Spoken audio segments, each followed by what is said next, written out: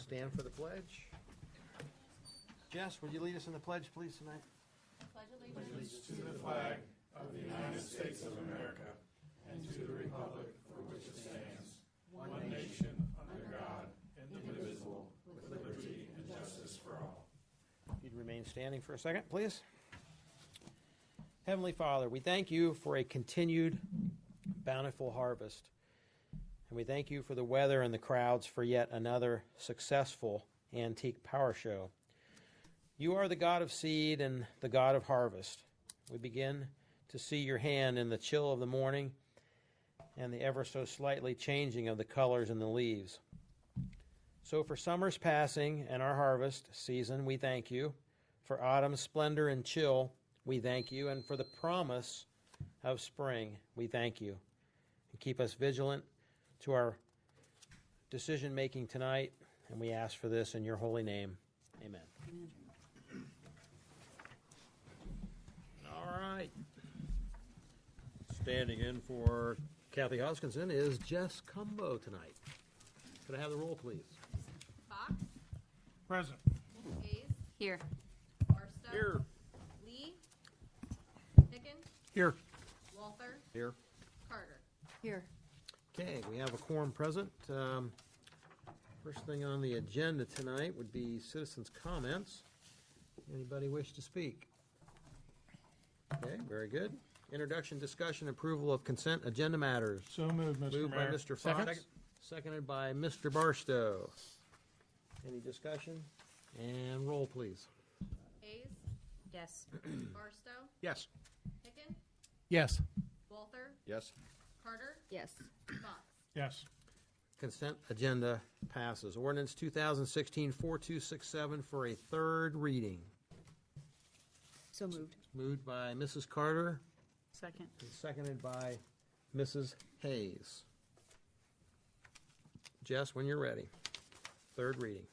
Ordinance 2016-4267 for the third reading.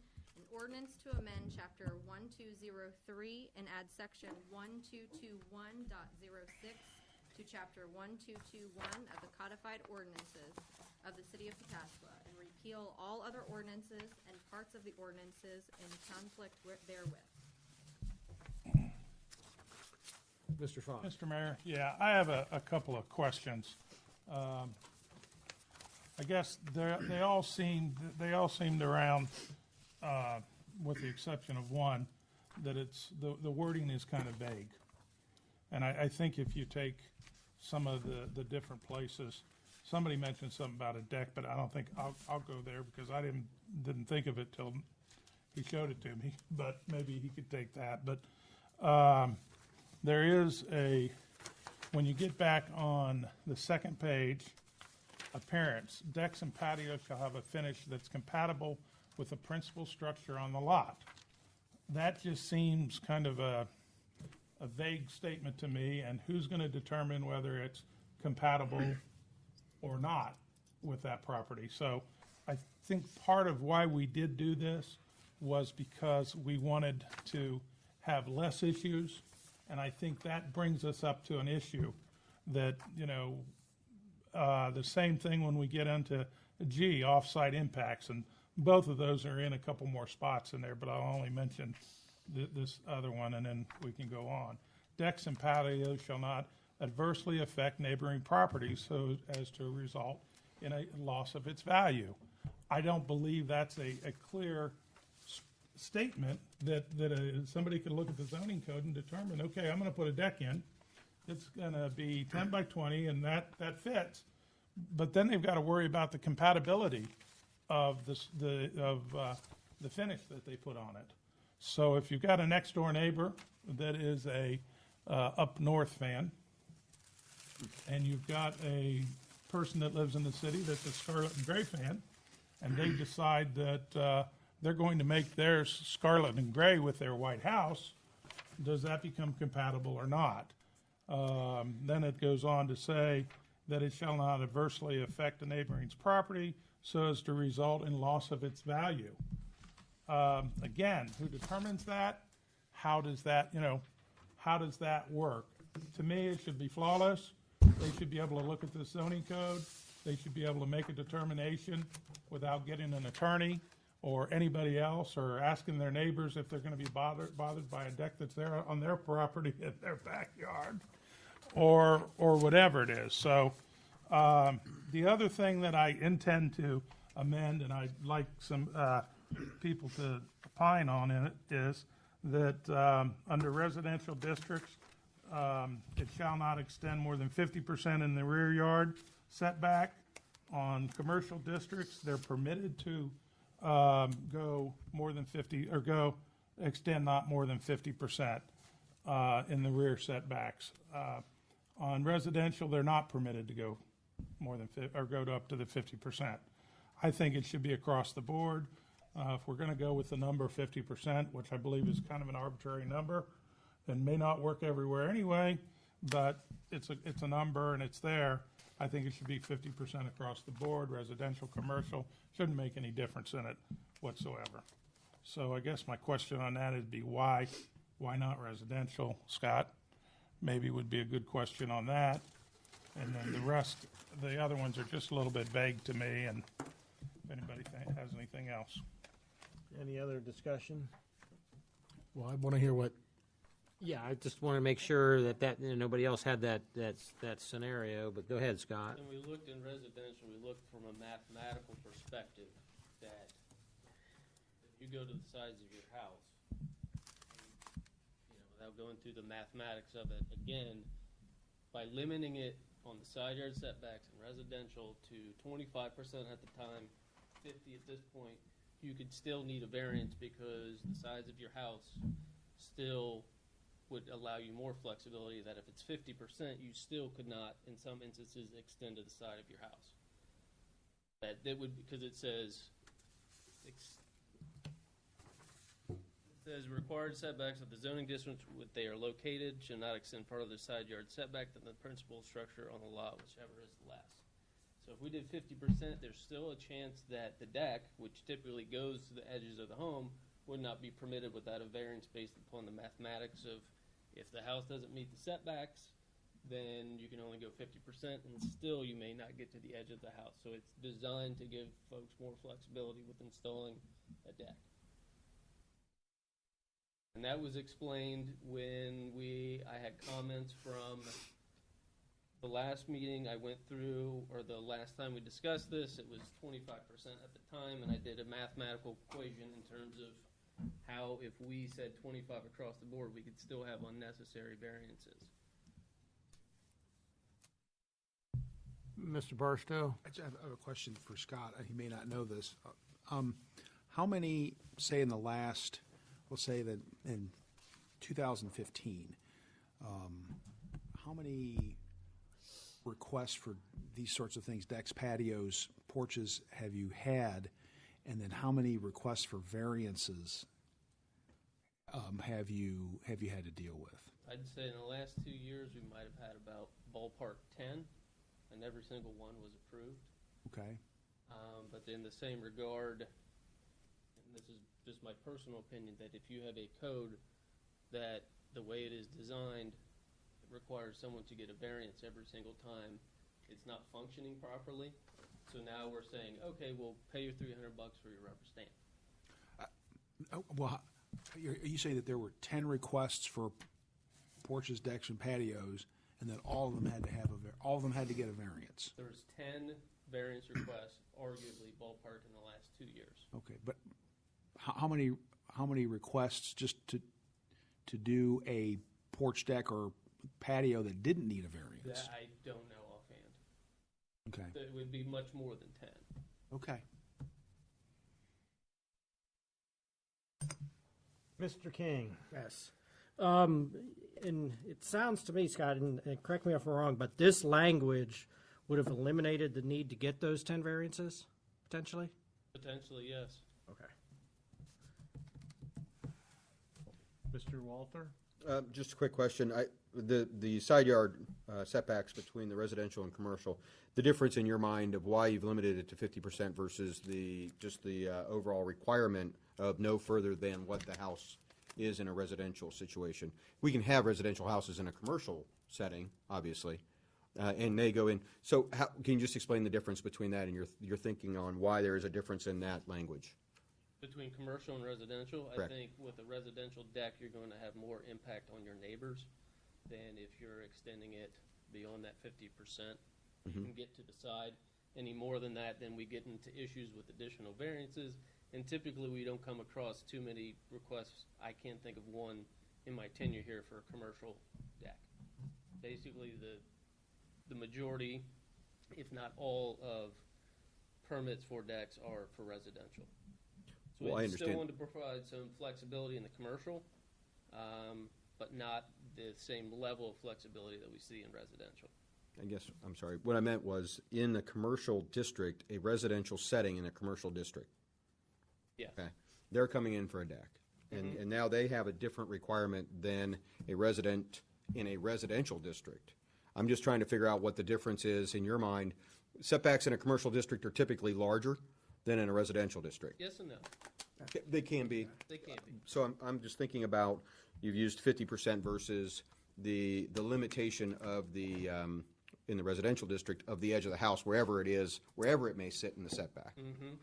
Was there a reason for that in the zoning world? I mean, I think we could identify maybe on one hand the number of residential homes in a commercial district. So we're trying to do it for the majority. We can't hit every single one. So those are essentially non-conforming uses as they are.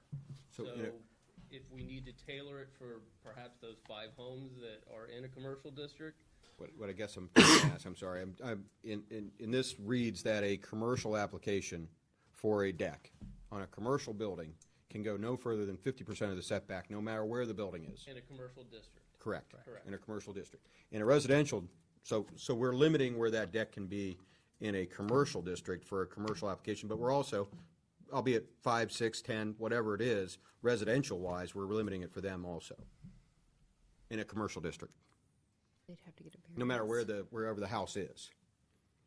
Yes. Okay. I guess I don't really get. And I think what we're getting to is that if a house is in a commercial district, they're going to have to meet all the commercial codes regardless.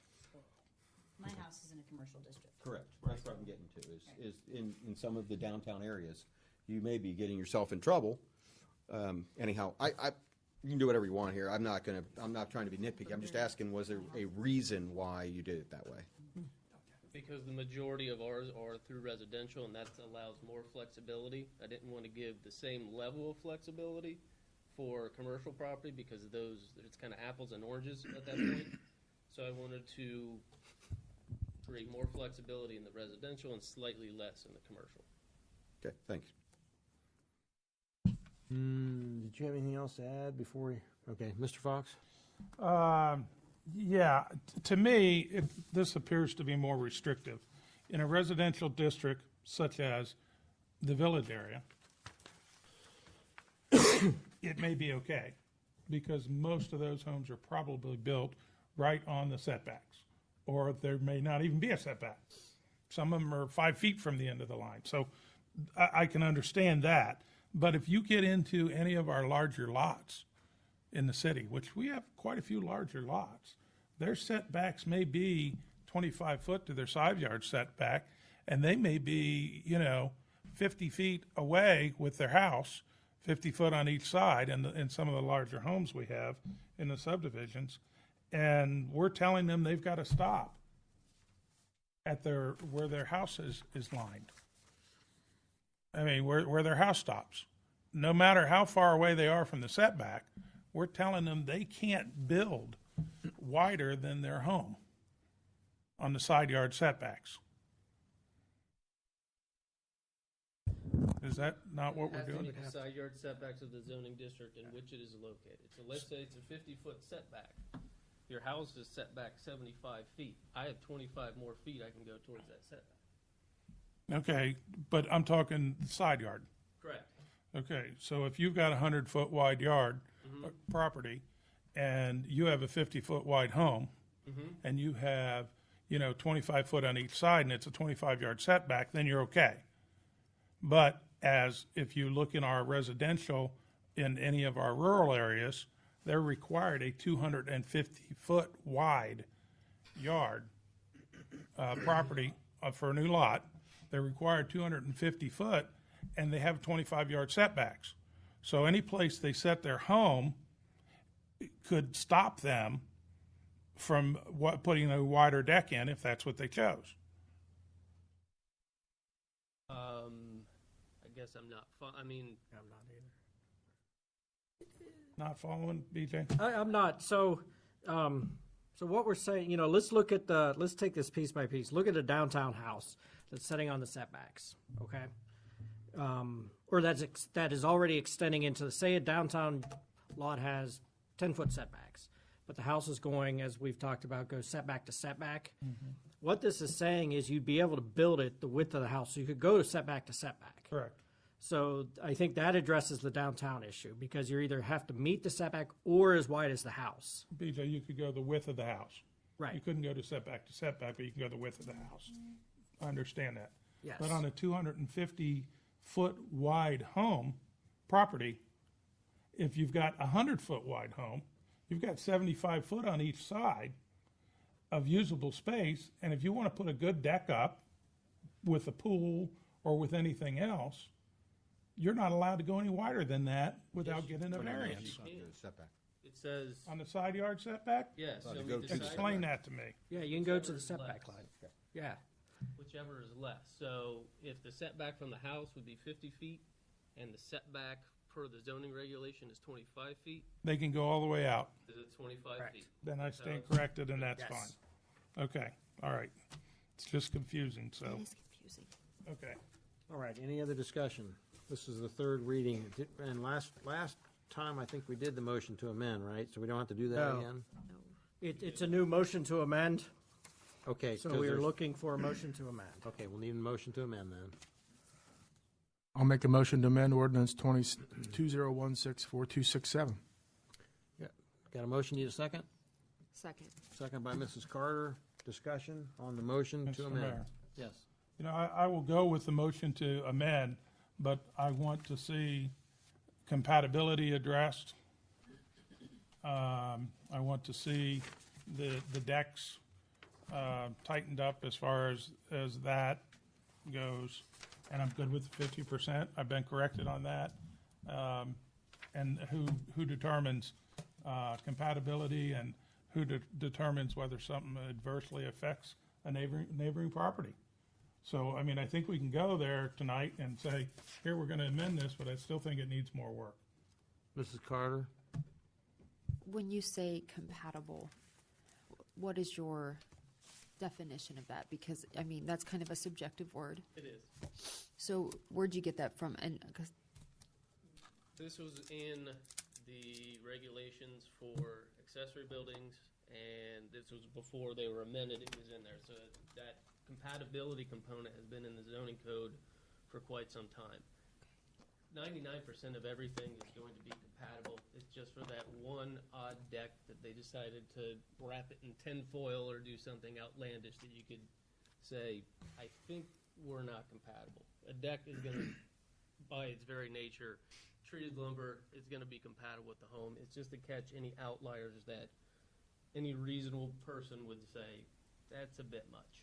who determines the compatibility? Is it complaints from the neighbors? Is it you guys? I mean, When we get, if we get a permit for a deck, we'll look and say, show me where it's going, and give me an elevation of what the deck will look like, any particular colors or anything you're gonna do.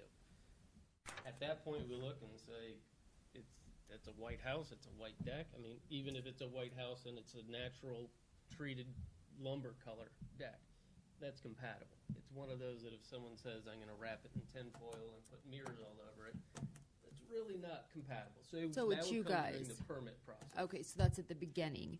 And later, if someone has built a deck years ago, or built a deck without a permit, and the neighbor calls and says, this deck next door is a little outlandish. We come out, take a look, we would say, yes, it is, no, it isn't. And then there would be, if they wish to pursue it, there's other avenues besides. They could go through, they can appeal the decision of the zoning inspector to the Board of Zoning Appeals if they feel that the zoning inspector had an error in judgment and feel that When he said it wasn't outlandish, it actually is, that it didn't comply. So there's a lot of avenues available to residents that if they don't agree with our decision, that they have other avenues that would trump our decision. One more thing, I'm sorry. Sure, you still have the floor. If, okay, so it's, the word compatibility has been in the code. How many times have you come up across that instance when somebody's applying for a permit? Have you had compatibility issues? 0. Okay. It's just kind of a safeguard to catch anything that might get through. Mr. Hicken? What options does the person who wants to put the tinfoil deck in have if the city says, do they have an option? If they have an option, if you take Mr. Fox's Ohio State versus Michigan, I mean, first of all, I think that's more like two different football teams throwing stones at each other, and would hope that we won't be the arbitrator of that. But do they have a means by which to say, an independent body, whatever, that's Yes. it? And it, Through the Board of Zoning Appeals, that the applicant or anyone who feels aggrieved by the decision of the zoning inspector can file an appeal with the Board of Zoning Appeals to say, I don't agree with the zoning inspector's decision, here's why, and then the Board of Zoning Appeals would have the determination to say, I agree with you, or I agree with the zoning inspector. So our decision is not final. There's one more step before there's the final decision, and that would be Board of Zoning Appeals. and for me, I mean, ultimately, if for some reason we find this not working, we're not chiseling this in stone, just like the 50-foot setback. I would anticipate that if that is not working, if we are getting people that are coming in here with, look, you guys were wrong, every one of them's in the 50, then I would expect the planning and zoning people to come back and say, we need to make it 75. And that's what we would do. And a lot of times with these, you do something and think, I think I have everything working, and then you let it run for a while, and you say, well, we put this provision in, that's not working, we need to tweak it, here's what we've been seeing, and then we would come back through, we would identify that, the Planning and Zoning Department would identify that, bring it up to the Planning and Zoning Commission, saying, here's the issue, here's how we hope to alleviate this issue, and then we'd come back and we would amend the zoning text as well. Thank you. Mr. Barstow? I have a couple of things. Scott, so who, this is sort of a follow-up to Mr. Hicken, how do you arbitrate the loss in value where the neighbor says this deck, for whatever reason, has caused the value of my property to decline? I'm assuming that's the unhappy neighbor's burden to bear, correct? Would that be same through the BZA process? Yes. So let's say, for example, someone builds a patio and elevates it to a point that water runoff now goes into the neighbor's basement. We can see before wasn't an issue, now he has a flooded basement. We can clearly say this is an issue. If someone says, I don't like that deck, it's hurting my property values, at that point the Planning and Zoning Department would say, well, do you have a means to prove that it's causing a loss of value? They could hire an appraiser and say, that deck, after the appraiser came, I had it appraised. After he came out and said, this deck brought your property value down. Right, I get that. I'm just saying, it's a BZA process the same as the Yes. the crazy-looking deck. Yes. Okay. Anyone who feels Aggrieved. Okay. has the ability to go through the BZA. Okay, and then including any of these people who remain unsatisfied at the end of the BZA process can hike over to the courthouse in Newark and ask for injunctive relief through the Common Pleas Court. Correct? Okay. And horror of horrors, hire a lawyer. I mean, that's a horrible thing. Okay. Mr. King? Thanks. No, you done? Yes. Yeah. Thanks. Answer my questions. Thank I you. was just going to echo I was going to say what Todd just said about the municipal court issue as far as being final remedy for this stuff. Common Pleas Court. Or common pleas, I'm sorry. Mr. Fox? Okay, so first, I was on planning and zoning for 3 years. Every single sign that came in, I can bet you until this code was changed in 2011, we had a flaw in it, and it was with this. It was with compatibility, because it said, all signs shall be wood.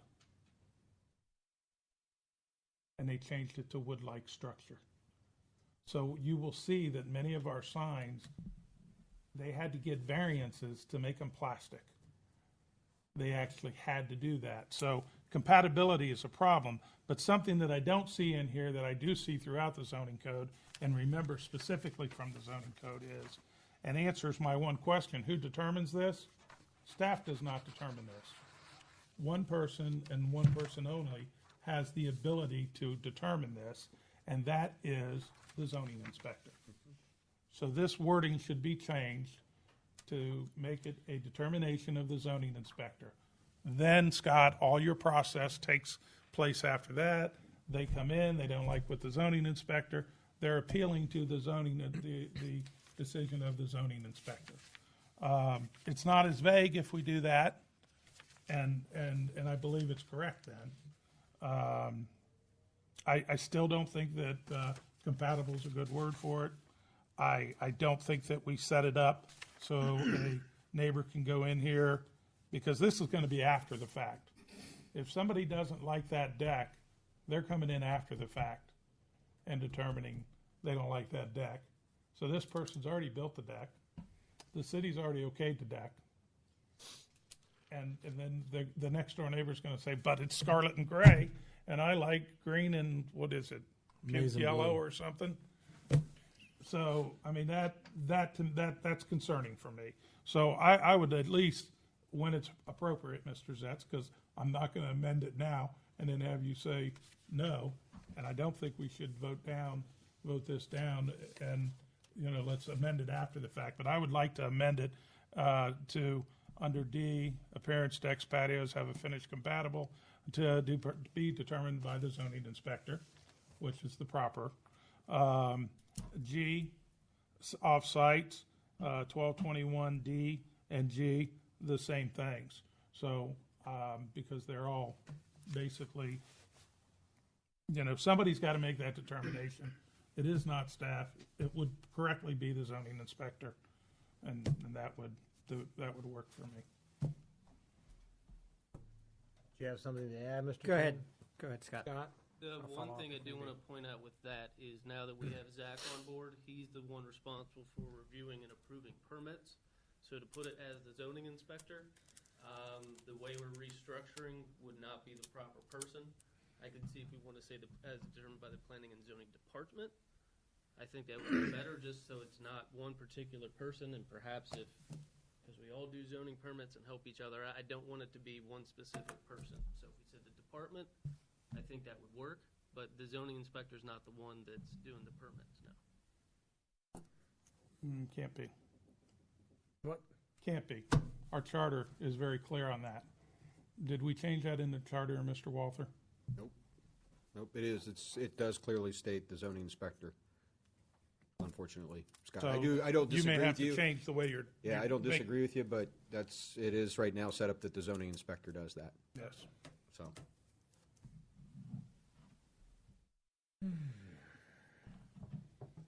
All right, where are we at?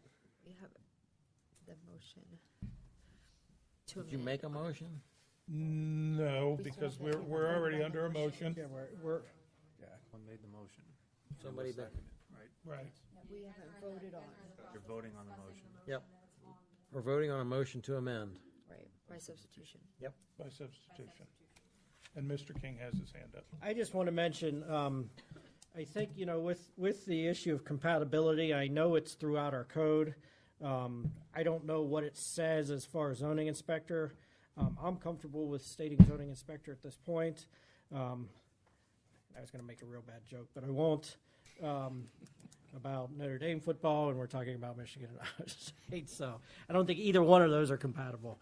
But I'm comfortable with zoning inspector. What I would like to do, though, is see if this does ever become an issue, because I'd like to revisit our code in every section to see if there are issues. It sounds to me like it's something that has never really occurred. Is there a need for it? I don't know. But I think if we make it the designation of the zoning inspector and follow the process of the BZA, we've got the zoning or the setback requirements figured out, and I recommend we proceed as was discussed. All right, any other discussion? And roll, please. This is on the motion to amend. Correct. Chicken, Yes. Walther, Yes. Carter, Yes. Fox, Yes. Hayes, Yes. Barstow, Yes.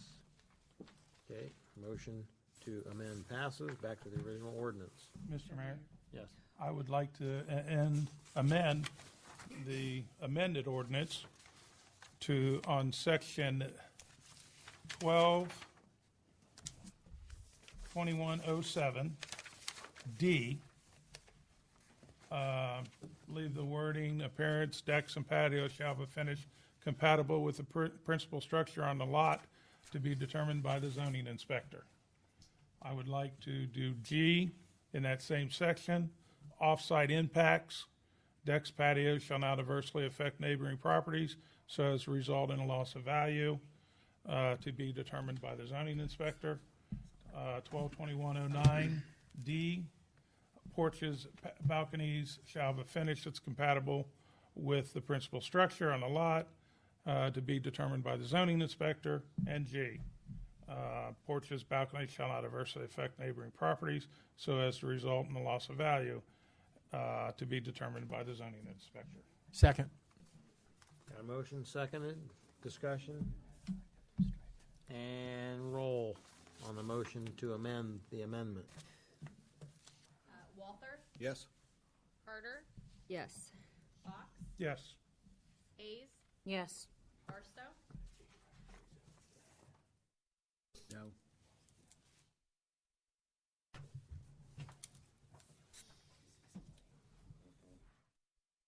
Would you go through that again, please? It's hard to miss me. sorry. It's okay. Go through the whole roll. Yes. again. Go through the whole roll again, Start again? please. Yeah. Walther, Yes. Carter, Yes. Fox, Yes. Hayes, Yes. Barstow, No. Hicken. Yes. Mr. Okay. Mayor. The motion to amend the amendment passes. Mr. Fox? I'd like to further discuss the definition of decks. A platform either open or partially located under the roof that is supported by pillars or posts. A deck may be either freestanding or attached to the proposed structure. Does that include a tent? Does that include a trampoline that has a roof on it? No. It doesn't? I haven't been recognized. You know, I mean, it just kind of seems vague. I don't know, and I haven't picked up on it till tonight. Scott, not being critical about it, just, is that a suitable definition for that? Is it a suitable definition for porch? Now, the patio, a hard surface area on the ground, maybe constructed or brick style pavers, similar materials, probably is suitable. I'm just not sure that the deck and the porch are. Mr. Hicken? For me, at this point, I take that comment. I think that first of all, I would think that a trampoline would not be a regularly used material. But apart from that, I think my vote here will probably be something along the lines of, if we begin to get a large number of people creating decks out of trampoline material, then I think we would come back in here and change that. And for now, I'm pretty comfortable with how this reads. Mr. King? The other thing I want to mention, and gentleman reminded me of it while we were out there, both of these decks and porches would also need to get construction approval from the Licking County Building Department in order to make this happen. So I think if they took a zoning permit down and it was a tent for a deck, I doubt that Licking County would approve that as a deck. Plus, it says all materials for decks and patios and/or porches and balconies shall be approved materials recognized by the Ohio Building Code. So I don't think trampoline is recognized by the Ohio Building Code for a deck.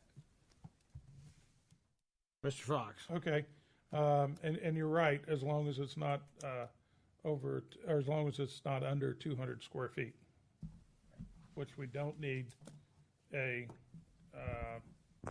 building code, or a building permit from the county, and we don't need a building permit from the city? No, we would, anytime you build a deck, you need a permit from the city. The only time you would need a permit from the county is if it's attached to the house or if it exceeds 200 square feet inside. Okay, all right, thanks. Any other discussion? Okay, back to the original ordinance then. Roll, please.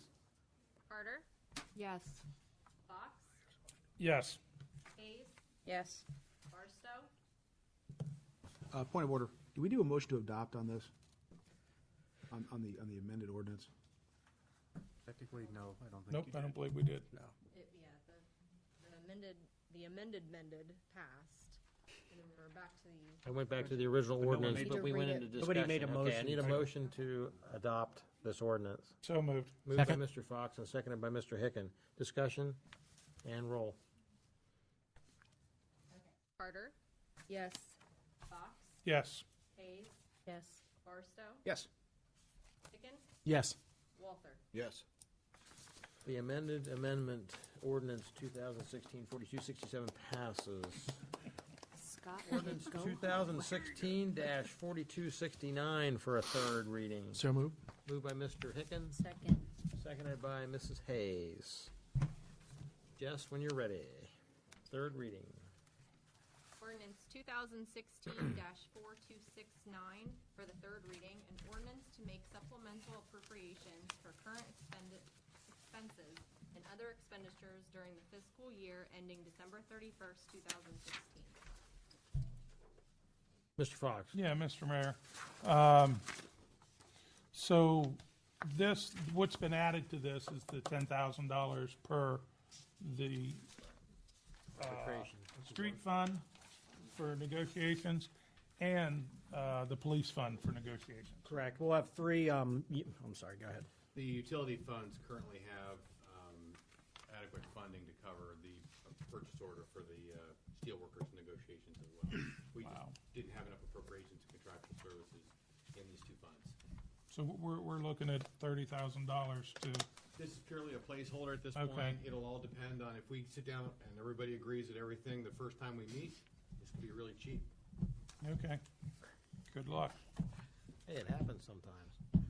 Any other discussion? Okay. Do they need a motion on that? Motion to amend by, Are you making a motion? I can. Okay, go ahead. Can I make a motion to amend ordinance 2016-4269 by substitution? Motion by Mrs. Hayes. Second. Seconded by Mr. Walther. Discussion. And roll on the motion to amend. Barstow, Yes. Pickens, Yes. Walther, Yes. Carter, Yes. Fox, Yes. Hayes. Yes. Motion, or ordinance has been amended. Back to Make a the motion original. to adopt ordinance 2016-4269. Got a motion by Mr. Second. Fox, seconded by Mr. Hicken. Discussion and roll. Pickens, Yes. Walther, Yes. Carter, Yes. Fox, Yes. Hayes, Yes. Barstow. Yes. Okay, ordinance passes. On to reports. Let's see here. As I mentioned in my prayer, the power show was fantastic due to, again, fantastic weather.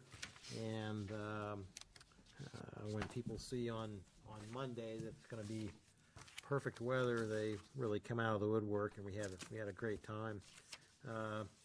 In fact, of all places at the power show, this compliment is for Jamie. I had a young lady come up and mention that she was in one of your classes, spoke very highly of you and got a lot out of your class. I think it would have been at the GFOA. Yeah, it's the state conference. Yeah, so congratulations to you, of all places at the power show. Somebody came up and commented on how well that went. So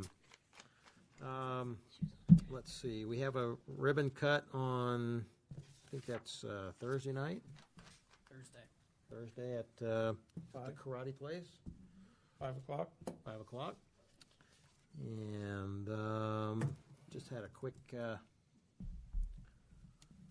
we'll just move on. I'll ask Nate during the utility thing there. Mrs. Carter, what do you got for us? I have nothing.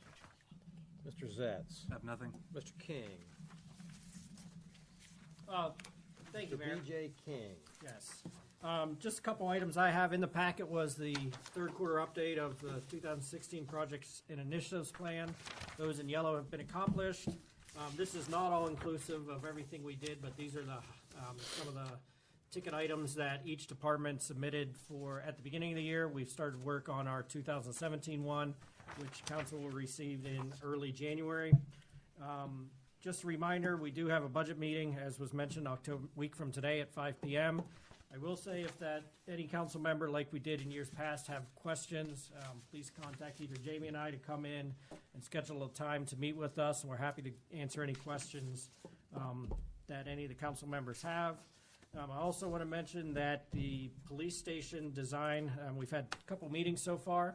I know the mayor and Bruce were available at those. Those occurred while I was on vacation. We have another one scheduled for tomorrow, so we are well underway with that process as well. The last thing I want to do, and I mentioned this in an email I sent out to council yesterday, there's been questions about holding executive sessions for economic development purposes, and there appears to be potentially some confusion. I know our previous law director gave us an opinion on that.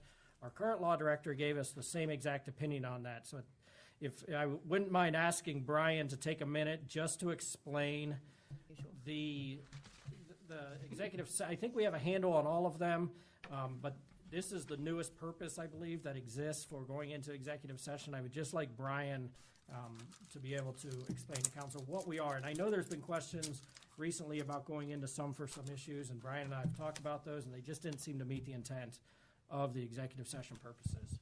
Sure. Your previous law director really knew what he was talking about with this situation. I'll just start with that. I concur with that. As BJ said, this is the most recent of all the reasons for executive session that was added to the code, and it is, I always say, it is the most commonly misused outside of when people go in for personnel issues that there could possibly be. I mean, people always, we've talked about that. Personnel issues doesn't cut it. Going into executive session for economic development also does not pass muster under 122G8. The test is it is very hard to get into, but the test is specific. And when I was talking to BJ, and probably actually why myself and Rufus had the same opinion, because you're not talking about shades of gray. You read the words that are contained within G8, and that tells you exactly whether you can or cannot go into executive session. Just quickly, it talks about to consider confidential information related to the marketing plans, specific business strategy, production techniques, trade secrets, or personal financial statements of an appellant for economic development. I don't have this memorized, I'm reading it off my phone. Or to negotiate with another political subdivision respecting requests for economic development. So that's your first of the tests. You have to determine, are we trying to talk with somebody else about an application or talk about these very specific aspects, business strategies, production techniques, things like that, that a business or something likely would not want to be out in the open, openly discussed. So if you meet either one of those two, then you have to get to the next part of the test, which really says the information directly related to a request for economic development, and there's half a dozen or so specific code sections that are listed that the economic development has to be requested under in the Ohio Revised Code. So unless you actually meet that standard, and like I said, it is very hard. I mean, it's possible. There's no doubt about it. But unless you meet that, you are not allowed to go into executive session just for these general economic purposes. So that's why people sometimes say, oh, we're going to go in for economic purposes. But I think unless you have a very much more specific reason, it is not wise because you'll probably be violating the Open Meetings Act. Mrs. Carter? Can you clarify, it is or is not okay to go into executive session if you're have signed a non-disclosure agreement with this, whoever the developer may be, and we're about to discuss it, but we can't discuss that in open session because we have signed a non-disclosure agreement?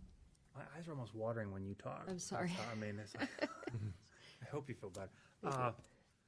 Well, no, I mean, the fact you have a non-disclosure agreement with somebody is meaningless with respect to this. I mean, it's just like if the city were to settle a lawsuit And sometimes ones will pop up with people who have don't deal with cities and villages. They want to settle the lawsuit and say, well, we want this to be confidential. And we say, thank you very much, but that's a public record, so it cannot be. So the fact you have a non-disclosure, you're not allowed to bypass Ohio law by signing some sort of non-disclosure agreement. Now, if it fits the statute, that's another thing. But just to say we're agreed to non-disclosure, therefore everything is off the non-discussable in public session is not the case. I just wanted to clarify that didn't meet the standard of confidential or whatever. You'd have to so- look much more specifically to see if it actually did or not. Mr. King? What about council or other public officials being invited into other bodies' executive sessions for it? I can't prevent you from doing things, but I would highly recommend that you do not, because you're then going to get sucked into potentially a meeting that violates the Open Meetings Act, and I would not want to be part of that if I was the person. So I would say steer clear of those situations. And can you just email us that specific language in the code? Oh, absolutely. Thank you. Because you also, just a quick side note, you have to remember, when you go into executive session and you violate the Open Meetings Act, the case law out there says your actions are void. And there's actually some case law out there that says you don't get a redo. So if you go in there and you make a decision and you do something and it somehow violates the Open Meetings Act, you don't get to come out and say, oh, sorry, we'll redo it all in open session and have it be valid. There's case law out there that says that's not going to happen and you're stuck not being able to do what you were doing.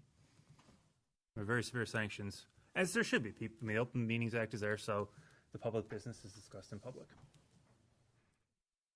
I have nothing. Back to you, BJ. Yeah, thanks, Brian. I'm happy to answer any questions the council may have. Anything for BJ? I just want to let you know, in your absence, of course, the chief and I were meeting with Horn and King. And, Oh, no doubt about it. And we did add we added a deck that's covered in tinfoil and mirrors. A trampoline. Only if it's Notre Dame colors, so. Got some trampoline material in it. Yes, it does. Okay, Mr. Fox. Okay. Mr. King, how is the infamous Mink and Broad doing? The infamous Mink and Broad is doing okay. First thing I'll say, we should see activity beginning out there at that intersection again next week, is what we're hearing. Potentially next week. We're waiting to hear from Shelley. As far as the house is concerned, another issue has come up as far as there is a survivorship deed that has the signature of a dead sister that is on the survivorship deed. I also continue to talk to the realtor. They have, for the most part, dug their heels in on the price and anticipate. I was hoping to talk to council about that at the October 17th meeting. Okay. Yeah, because I would really like to see that get going. It's going to be, snow's going to fall. Have we got any determinations on any additional budget items on that? We're may waiting to be- hear. Alan's been working with the Shelley Company on that. Last I heard, we had not received anything. Okay. So, and if you have anything further, Alan, Just waiting on them to get us some prices so that we can review it. And then potentially they can be out there in a couple of weeks as soon as they get us that information and we agree on it. Anything else for BJ? I mean, BJ, is the surviving owner willing to sign an affidavit and get it transferred into his name so we can clear that? we have tried to contact the owner, myself and Andrew. He has one number, and it's his work number at a Macy's warehouse, and it's very difficult to get a hold of. But I've been in contact with his realtor about it as well, and trying to contact him. Okay. What a nightmare.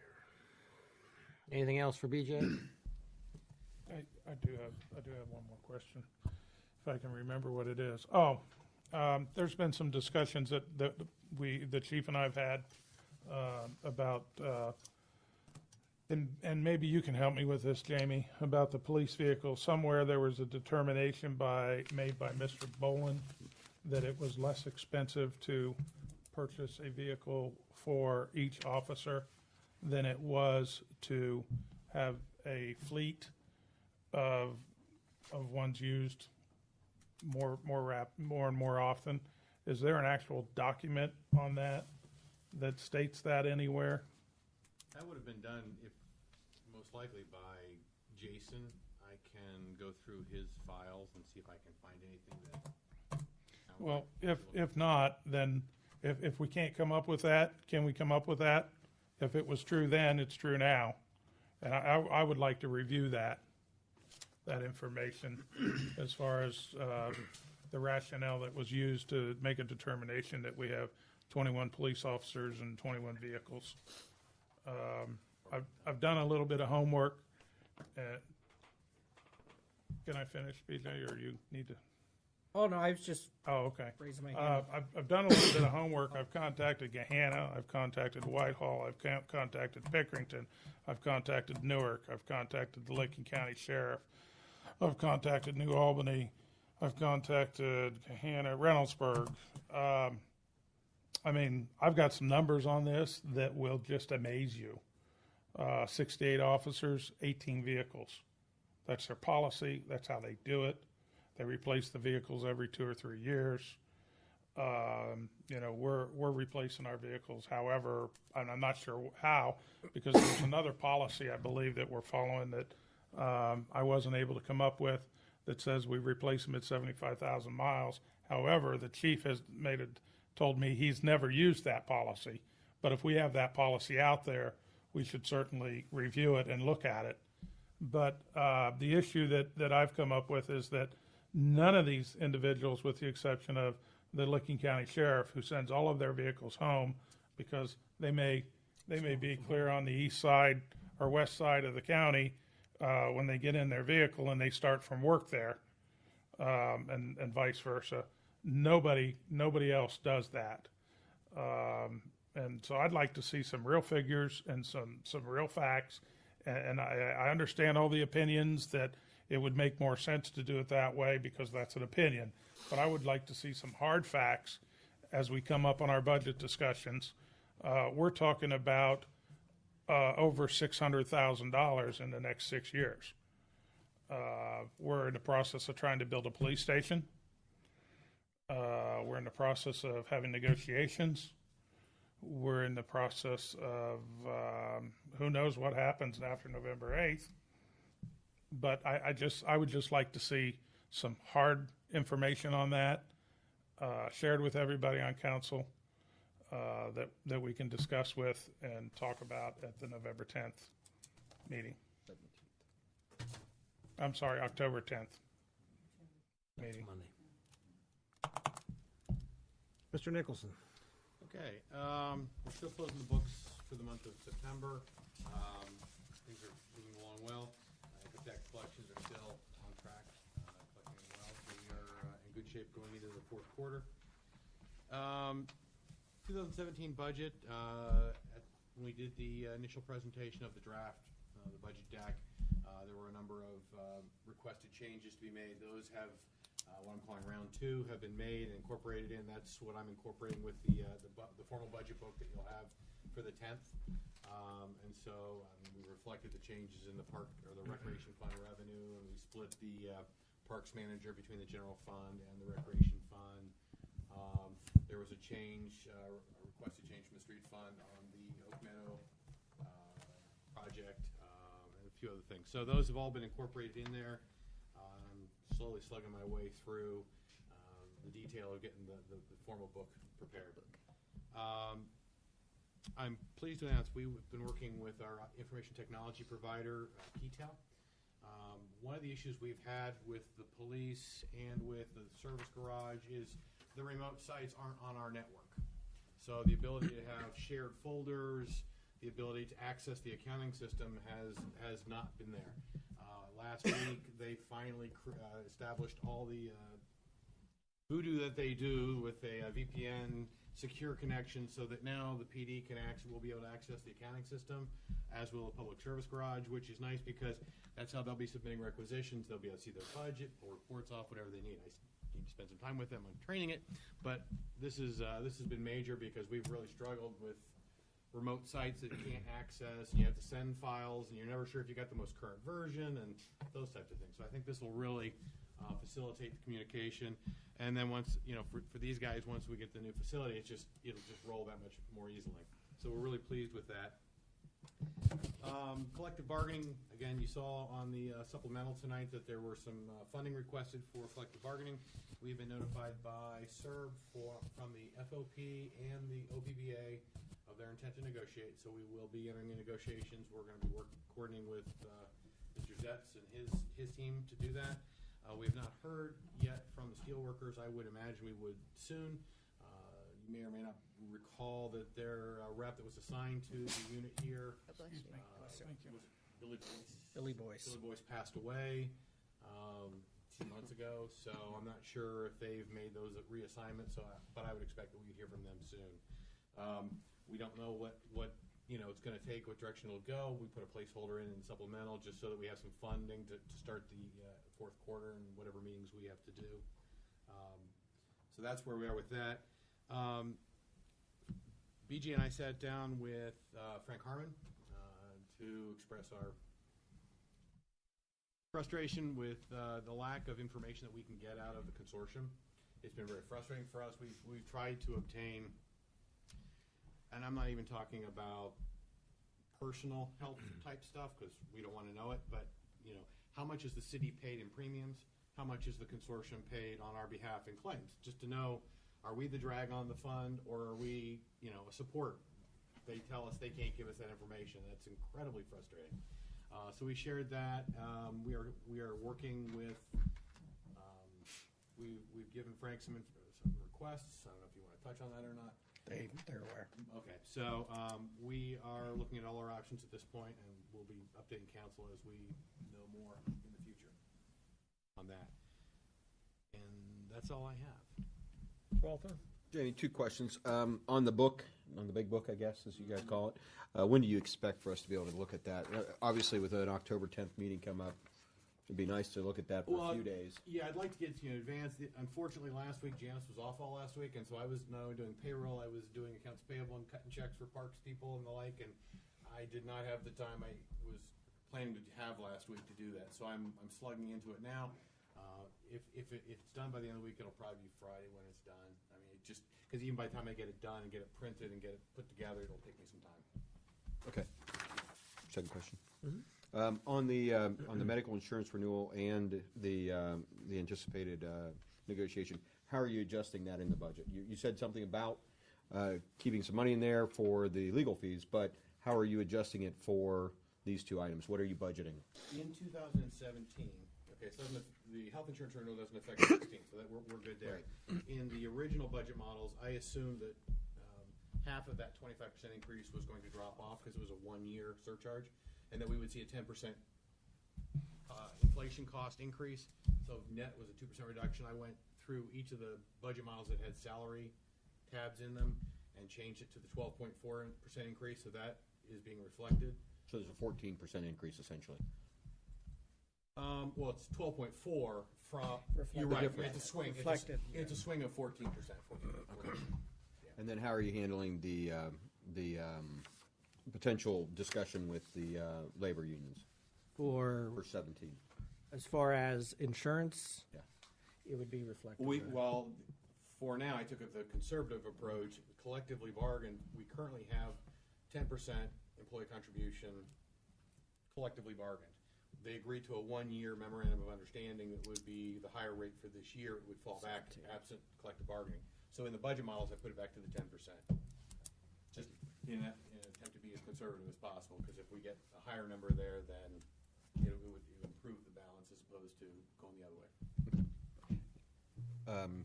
Mayor, I guess the question I have for the October 10th meeting, if the book isn't available, for that meeting, to really digest it, are we spending our time wisely to meet on the 10th? It's just a question. It's not. I understand, Jamie, why, certainly, and it's a lot of information to go through. So, yeah. What's that? When we come early on the 17th instead of the 10th. I'm just wondering if we're gonna use our time wisely. Yeah, that's our next council meeting would be the 17th. Do we have any committee meetings there, Kathy/Jess? Typically, the street committee meets on the second, well, they have met on the second meeting of each month, but could even incorporate that into Yeah. budget We do discussion. have a public hearing. We'd have to come in pretty early. Yeah, there's a public hearing at 6:30, council meeting at 7. And streets at 6? We haven't scheduled. We haven't any set for a streets. streets. Because you just had one, didn't you, We during the did. day? We did. Yeah, those are the only 2 things that are set on Do you need to have a streets that night? I think we can roll that into the budget discussion. Okay. Well, I could do 5:30. how early would you want to set that? No, can Mr. Barstow make 5:30? I'm sorry? 5:30 if Mr. Barstow has to probably drive further than most of us. Mr. Hicken? Given the fact that the last one did not take a half hour or an hour, and this, for those people that are new, if you've never seen this book, I mean, it is the writ of common wisdom. It is literally the big book. And so I don't know if squeezing it in is going, I think we're going to be caught with questions unanswered as we move through them if we try to put it before a council meeting. I'm loath to say come in again, but if we're talking about seriously digesting that book and coming in here like we've done in the past with essentially post-it notes on pages and going through and asking in-depth questions, I think it's going to take longer than that. And that's just my gut feeling. I could be wrong. Mr. Mayor. Yes, ma'am. Well, we still have the 3 readings, so we have that time, but more to Tim's point, something was brought to my attention that we may need to include an executive session regarding budget stuff. Budget items. We have 2 more Mondays also in October. The 17th is our next council meeting. Then we have the 24th and the 31st, which is Halloween, before we even get, so there's going to be 2 Mondays we're off before November. So you want to shoot for the 24th, the Monday after the council meeting? Mr. Mayor, Yes, sir. I guess I have a question. How far underway will negotiations be at that time? I'm betting we'll just, at best, we will probably have met with our team. Maybe we'll have some dates set up for an initial, you show me yours, I'll show you mine kind of thing. But We won't be far along by No. now. I would doubt it.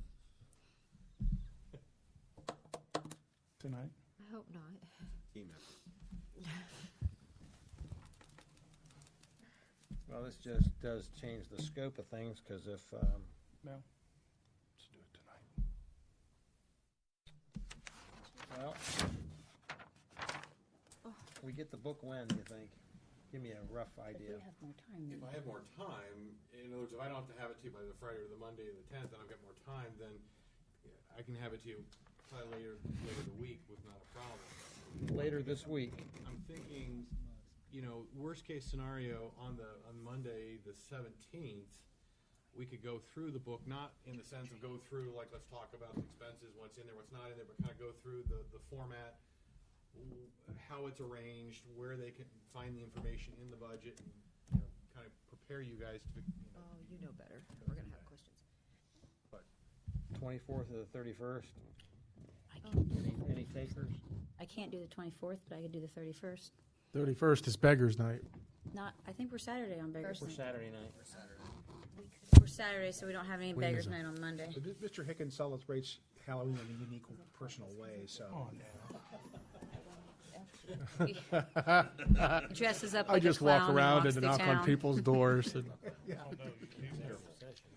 For the budget? He puts on his creepy clown costume and goes out in the woods. I just can't miss it. so he's one of those clowns. I'm with No. Ms. Hayes, I can't do the 24th. That 24th is not going to be very good for me. For the next one? But if we do the 31st, we come in costume. Oh, yeah. I agree with Ms. Hayes, I will come in costume.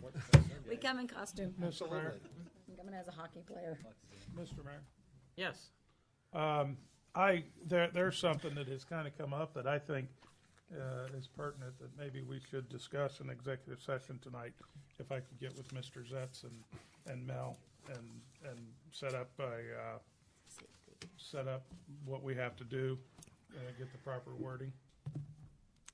All right. And then I think this date can go whenever. This date can go Yeah, whenever. it can go the 31st, it can go the 24th. Okay. Can I have a sidebar with Mr. Zetz? Sure. do we have to adjourn? Do we have to have a 5-minute recess or something? Yep. Do a recess, or can you do a sidebar? What do you want to do here? They want to talk to you for about an executive session This will tonight. take about 2 minutes. Well, it's up to council. I don't know what you want to do. Okay, while we're they're going to meeting. take a 5-minute recess. Let's go play. 8:05. Be back in. We went upstairs. Yeah, we better go upstairs. Huh? I think we can go back here. Is it open? Huh? Is it open? Oh, I don't know. Okay. Thank God, there's M&Ms back there.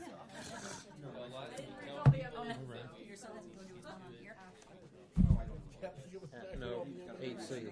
Let me get through the resolution and then 8C. Jess's chair. Let's get regular business out of the way. Nope. One more minute.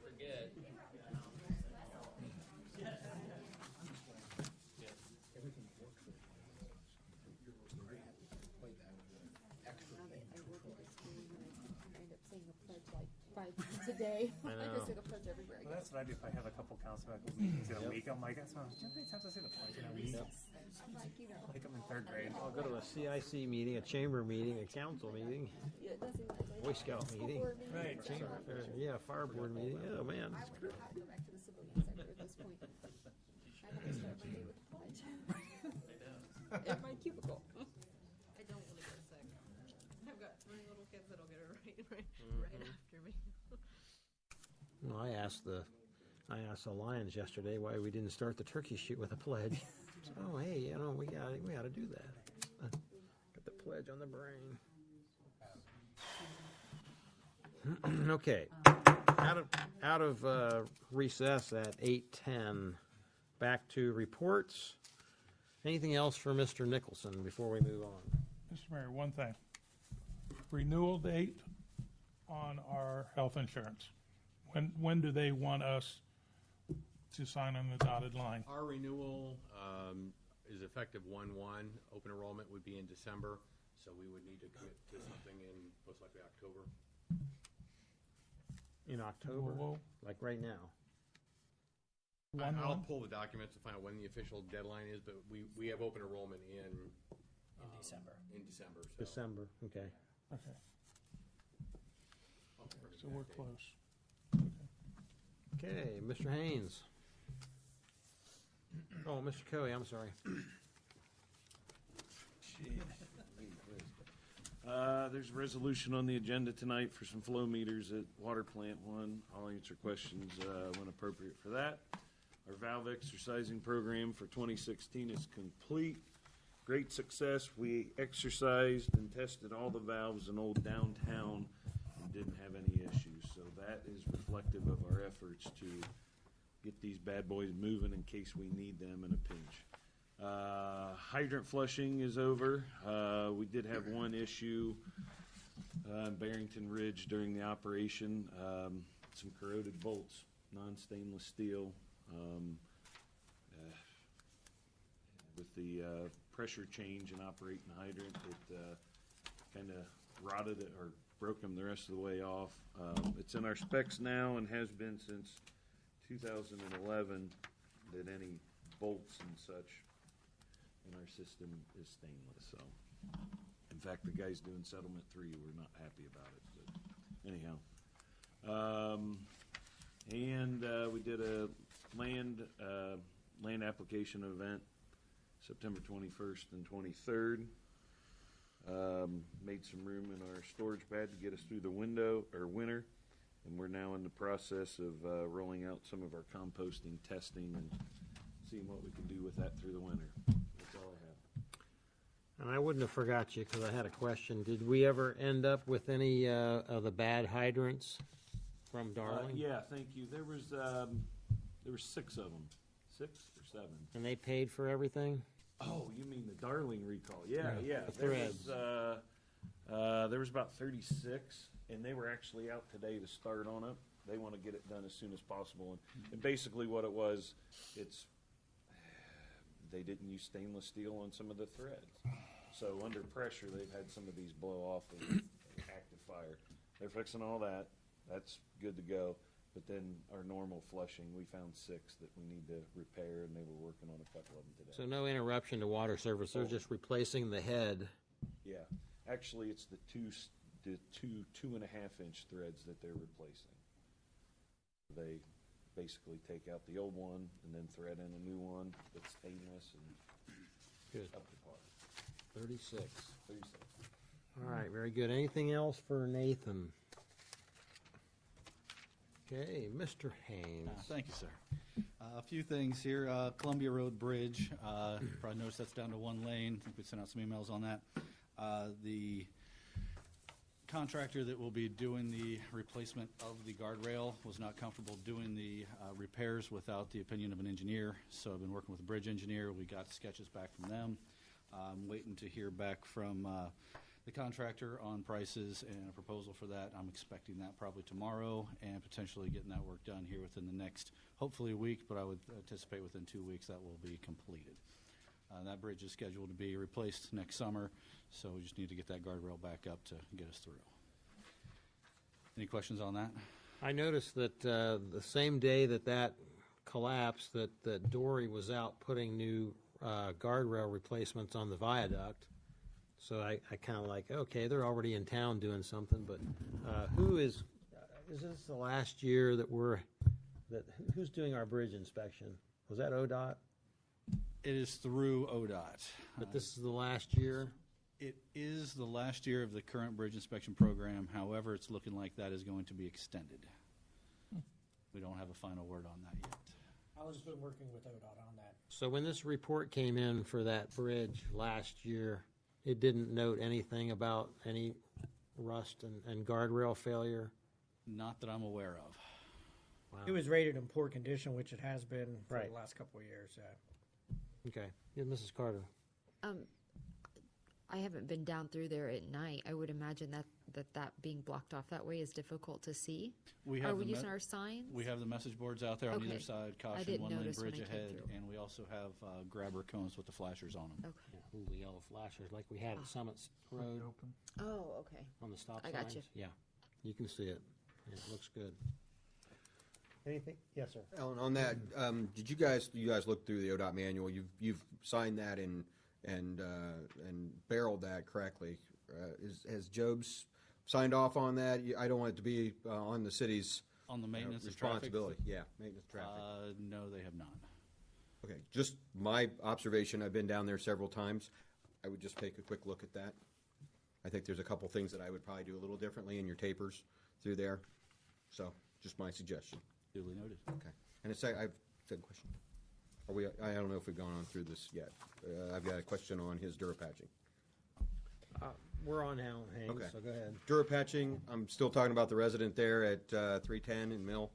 That's, I had a couple more things I was going to hit. Just wanted Okay, to answer very good. questions I didn't on want to jump Columbia too far Ridge. ahead. I'll Go jump to that one.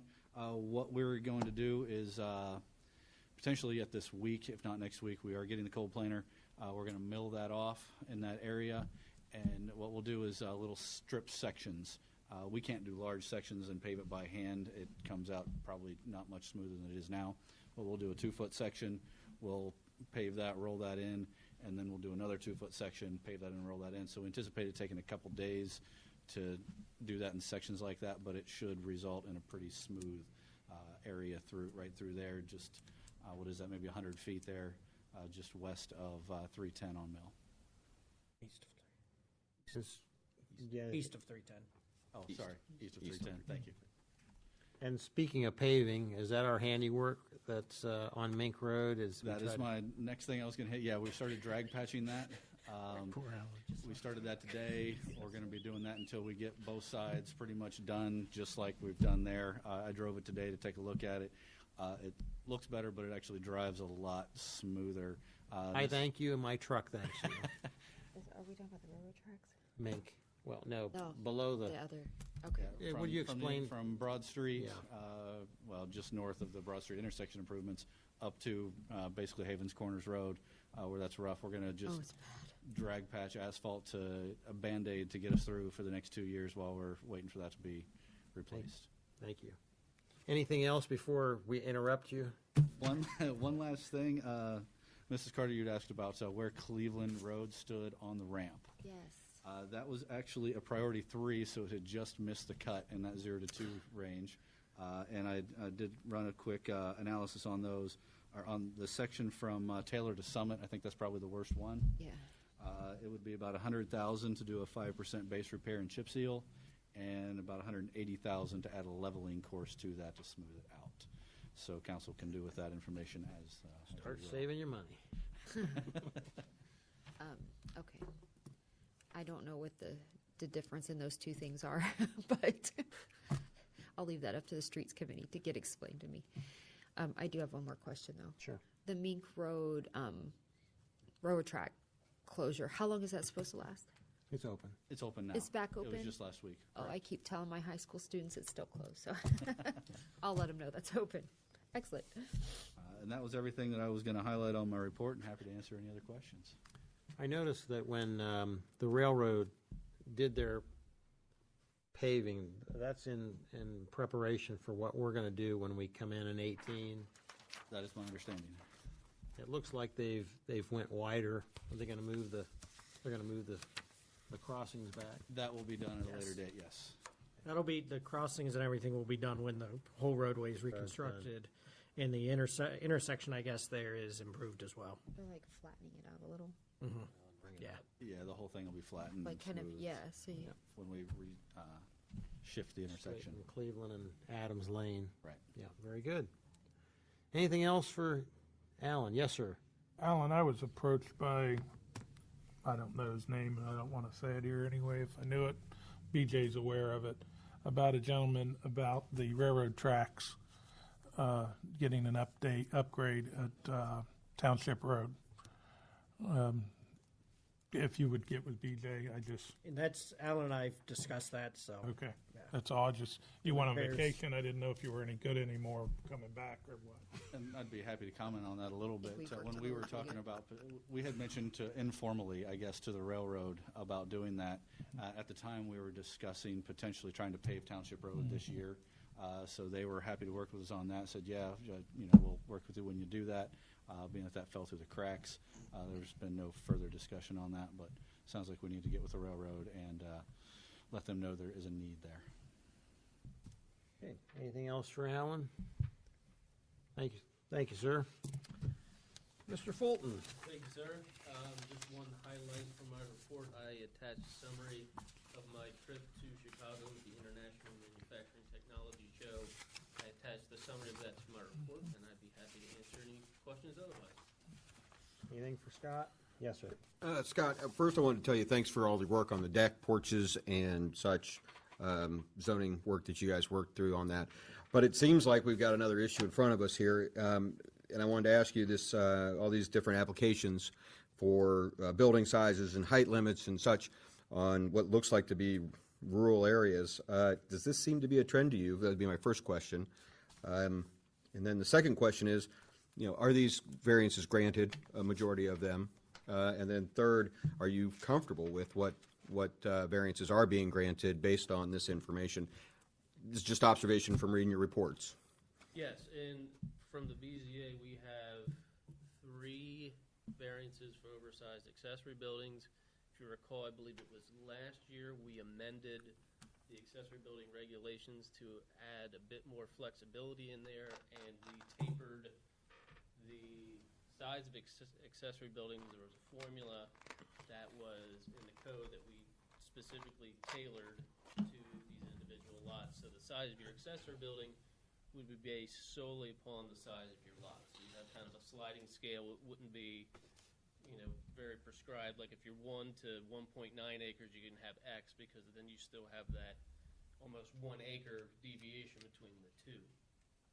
We have seen more of these, and what we're planning on doing at the end of the year is look through and kind of count up what our variances have been on.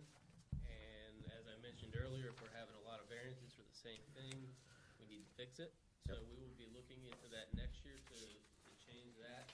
A lot of these variances, I would say all of them are approved. Some variances, in my opinion, seem pretty substantial, where you're creating accessory buildings that, are thousands of square feet over the minimum required Maximum. by the code, so that seems pretty substantial to me. But instead of requiring folks to go through the variance process, Essentially, from what it appears to get the rubber stamp, I think the Planning and Zoning Department needs to look at the regulations to determine how much over the size limits are we? Is it 50%, 100%, 20%, and then tailor the regulations accordingly to give there more flexibility so we don't have to do as many variances. Right, and I know that's a difficult process, but it's worthwhile, it seems. According to the last, 4 or 5 reports you've had, it seems like they're trending to be several of them. Okay, I've got a couple other ones. Another question for you. The Old Summit Town, I hate to keep asking this. I know that in your report, it seems that you guys are taking some enforcement issues. In your process that you gave us three meetings ago, what step are you at now? Mayor's Court summons. Okay, great. So we're at the last step in the process, I believe, because what we have to do is bring him down to the Mayor's Court magistrate, prove probable cause. He will sign the summons. We did that last Thursday, so those went out in the mail. Perfect, great.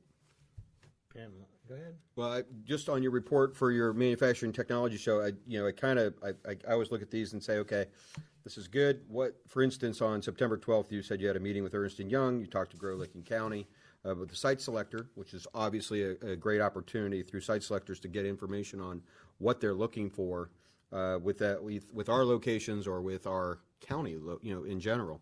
What kind of results did you get, and what are your next steps for that? Do you go further down to the Harper College tour and you start looking at, this community college then located in Chicago who implements an apprenticeship program based on the German model? Are they looking to expand? Do they want to come to Licking County? Are we in a running to expand to a potential community college that we can marry with CTOC and do some things like that? I mean, I think this was a worthwhile trip for you. I'm just asking, what are your next steps? September 14th, you had a 2020 meeting. You're talking through some interested for expanding, companies interested in expanding. Are they interested in Licking County? Do you have specific information, not specific company information, but do you feel you gleaned information on companies that could come to Licking County, specifically Pataskala? They seemed interested, yes. So during our conversations with them, the next steps would go through Grow Licking County. The information, we met with them and talked about, the benefits of being in Licking County. Since it was a Grow Licking County thing, I have to do Licking County as, looking at the county as a whole, but potentially Licking County, Pataskala. But then that information and the contacts go back to Grow Licking County, and they are responsible for the next steps in that particular process. With the German American Chamber of Commerce, the German workforce, they rely heavily on apprenticeships. And the issue that they find many times with locating in the United States is that if they go get a college graduate, you could have gone to, Miami, Bowling Green, Kent State, all in the same degree, but there's no base level of what you've learned. So they use an apprenticeship where it's like, here's the base level. Anytime you're an apprentice, you will guaranteed learn these skills. And there's a cooperation where you go to the apprenticeship program and they arrange it different ways, but basically it boils down to half school, half on-site training. So you're learning directly, like if you're using this machine to manufacture, and a lot of these manufacturing, you think manufacturing, you think dark, smoky factory. Anymore, it's robotic arms and very clean, and it's the exact opposite of what you picture kind of industrial revolution manufacturing. So what they do is they look for a base model that I can go in and guarantee that I get the same education across the board for anybody who's going to join my workforce. And Harper College, which is just outside Chicago, currently implements one of those programs to help union manufacturing companies locate in the United States and be confident that they can find a workforce once they locate here. As part of our tour, we included CTEC and COTC to show them here's what's going on at this university and see what their thoughts were. So following our discussions with them, they were very interested in doing something along those lines. It was preliminary, but it's piqued their interest. So now they will be working with Grow-Licking County to work to start to establish the next steps in the process to go from, this is a great idea, to implementation. So, last question. I know we fund some Grow-Licking County stuff. How can we assure that Grow-Licking County follows up on all this? Are you meeting with them? Are they going to come present something to us? How do we know that these great ideas, these things that you've seen, are going to be followed up by Grow-Licking County? Aside from an assumption, I don't know exactly. Instead of calling him and saying, "Are we following?" Well, up?" I'm the kind mayor of getting is on the board. getting to that. Yeah. Exactly. And I think, as Scott alludes to, it's now back in 2020 or Grow-Licking County's hands. Nate Strum is the director, and of course, he was on the trip with Scott, so, focused in on that. Now it's Nate's responsibility, and Nate talks to BJ on an almost daily basis. So we have quite a connection going here on getting questions answered and taking it from there. Scott's now out of that role. He went on the trip. It's now in Nate and BJ's hands. Okay. Perfect. Thank you. Anything else for Scott? All right, Chief? I have nothing tonight. Okay. Any committee chair reports? Yes, sir. I have a street committee report. We held a street committee, what date was that? I think it was this last Monday? Wednesday. Wednesday morning. Wednesday, okay. Wednesday morning. 7:30. Last Wednesday. Anyhow, we had 4 items we reviewed. The first item we reviewed was a Hazelwood issue with volume of traffic and potential speed issues. We had Jobes and Henderson present a report. I think everybody got a copy of that report. Actually, an excellent report. Gave a lot of good ideas as far as what speed. It wasn't a volume issue, it was a speed issue, more so than anything. And what kind of steps we could take to try to slow down the traffic. One thing that was in that report, and I mentioned this at the time of the meeting, was that it's police enforcement is the biggest issue. So I guess I would ask you, Chief, have you seen anything more over there? I know you guys have started to do a little bit more enforcement issues. Have you seen more speeding tickets by chance over there? No, and it's because it's an L, like the problem streets are an L, and there's really no place to sit that you're not seen in a white car from a distance. Okay. Actually, Officer McClellan has written several stop sign tickets over in that area. Okay. That's because at some point it's just too late. They blow through the stop sign and then look and. Well, one of the things in the report actually said if the public starts to think that is going to be monitored, they'll go someplace else. Sure. So it's almost not necessarily writing a ticket, it's just being there. Even if she went as far as to say a dummy car, maybe one of our broken down cars or one car that doesn't run as well as the others, if we park it over there and it deters speeding. Yeah. In the report, which I thought was an excellent point, one that we hadn't thought of. I think maybe we called it a dummy car, whichever. Probably the wrong word for it. Who sits in it? Yeah, I was going to say the dummy does. Nobody. Mr. Hicken has an inflatable policeman as part of his Halloween costume. I have a full-size Donald Trump. That would slow them down. And that would fit the dummy. Okay, so we went further. We went further with this discussion for Hazelwood. We looked into some other options. I had provided Alan with some information on temporary speed bumps. These speed bumps are plastic temporary items that you can place, you can remove. So during the wintertime, it's not a hazard or an issue with the snowplows. Prices seem to be pretty reasonable. We talked about that as an option. At the end of the meeting, essentially what we want to do is meet with the Hazelwood residents themselves and ask them what exactly they want. After we gather this information, we have this report. We have some ideas, spanning from putting up more signs, painting speed limits on the pavement, to installing temporary speed bumps, to then installing permanent speed bumps, to the biggest issue of, do we want to put in street trees and chicades, which means we're putting in traffic calming, permanent traffic calming devices. So there's a whole different levels of how to handle that. Second issue that we talked about, there was a question that was brought from the committee to the administration on excess funds and SALT funds, whether those had been incorporated into the budget for use, and they were verified that they are in the budget for use this year. The approximately $600,000 street fund is inclusive of those excess funds. Third item that we discussed was the Oak Meadow road condition. Alan put together some really good information on essentially 3 levels of repair to the existing condition.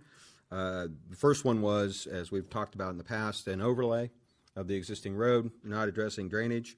The committee unanimously said that that didn't sound like a very good expenditure of funds. Second level was a widening of the road, widening it from existing 20 feet wide to between 24 and 26 feet wide, to allow for a bike lane / pedestrian area for people to walk along the road. This we would do a small amount of drainage work, not a great amount of drainage work, but we would have to redesign some of the ditches and so forth. Of course, an overlay and correct signage. And then the third level was the full redesign and rebuild, which is putting in the correct width of roadway, sidewalks, storm sewers, and such. The committee discussed these 3 items. Obviously, A was thrown out as not a good choice. C was also discussed at length and decided not to do because of the constraints on the budget to use essentially, as we've got it set up, 3 years of ramp money and only in that area. Essentially, it was a $1.2 million budget for that work, and to utilize $400,000 a year to do just that street seemed to be excessive.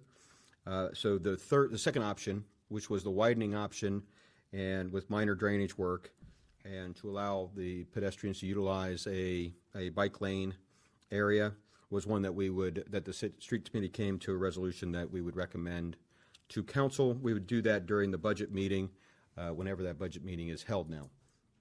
Last thing that we talked about was the resident on Mill Street, east of 310.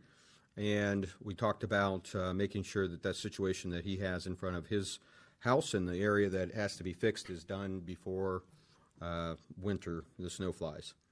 So that is the report for the street committee. Any other committee chair reports? Yes, sir, Mr. Higgins. Yep, we had a utility council meeting tonight at 6 o'clock. We discussed a couple of items. Probably the most in-depth one involved Resolution 2016-053 that we'll talk about in a second. The utility committee passed a motion that recommending council to adopt Resolution 2016-053. We also went over this year's budget items, or the items that are going to be in the budget, and also looked out a little bit towards 2017-18. Interesting there, we began the discussions of what's going to happen as it relates to our water and sewer rates, which is something that we are required to review every year. And so I would look for that to happen, although I don't think the rate increase would happen before the end of this year, but because it never moves that quickly anyway. So, and we also discussed, got a very brief update on the Forest River lift station, and that everything at Forest River, am I saying that correctly, Mr. Cooey? Forest River is proceeding as anticipated at this time. Is that accurate?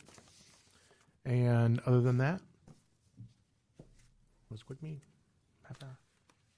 All right. On the new business, Resolution 2016-053. So moved. Second. A resolution authorizing and directing the city administrator to enter into contract with Charltron Systems, Inc. for the purchase of new effluent flow metering and monitoring equipment for water treatment plant number 1.